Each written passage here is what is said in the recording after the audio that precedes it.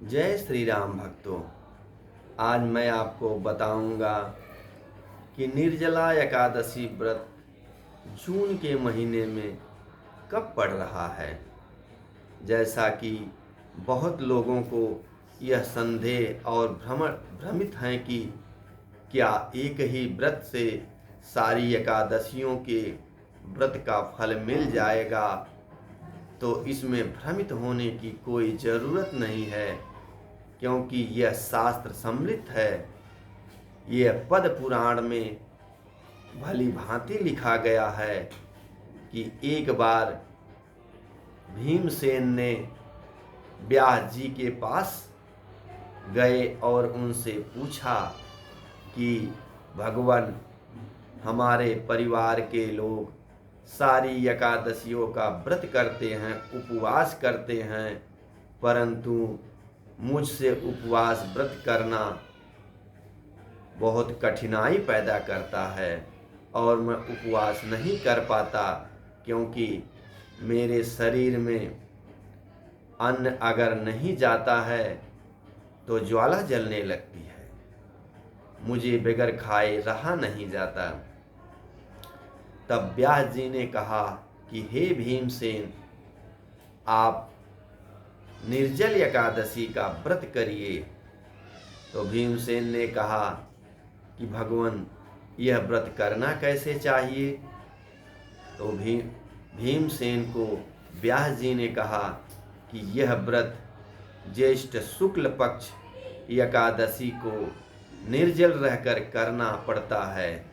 उस समय गर्मी भी बहुत पड़ती है, जिससे कि व्रत करने में कठिनाई होती है, परंतु यदि आप निर्जल जल रह के यह व्रत करते हैं तो निश्चित रूप से मानिए कि आपको इस जीवन में सुख भोग कर अंत में स्वर्गलोक और वैकुंठ लोक का द्वार खुला मिलेगा, इसमें कोई संशय नहीं है।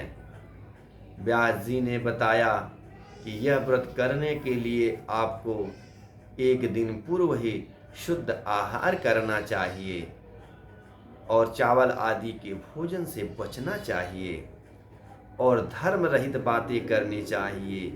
किसी की बुराई चुगलाई कभी नहीं करना चाहिए, क्योंकि व्रत करने का फल आपको तभी मिलेगा जब आप सही मार्ग पे चलोगे, सही बातें करोगे, किसी का बुरा नहीं करोगे।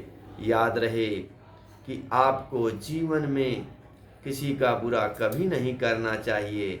यदि व्रत करते हैं तभी व्रत का फल मिलेगा, और यदि आप व्रत कर रहे हैं और दूसरों का बुराई बतिया रहे हैं और दूसरों का बुरा कर रहे हैं, तो निश्चित रूप से मानिए कि आपको व्रत का फल कभी नहीं मिलेगा।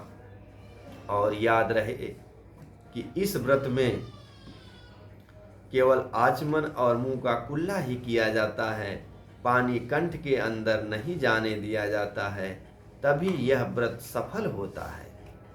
और यह व्रत करने के लिए आपको ब्राह्मणों को छाता, चप्पल, जूता आदि, छतरी आदि, वस्त्र आदि दान करना चाहिए। और व्रत को विधि विधान करने के बाद कथा सुननी चाहिए। कथा सुनने के बाद आरती उतारनी चाहिए। और याद रहे कि इस व्रत में व्रत करने के बाद ब्राह्मण को घड़े से भरा हुआ जल और शक्कर दान करना चाहिए। और याद रहे कि इस व्रत का पारण द्वादशी में करना चाहिए।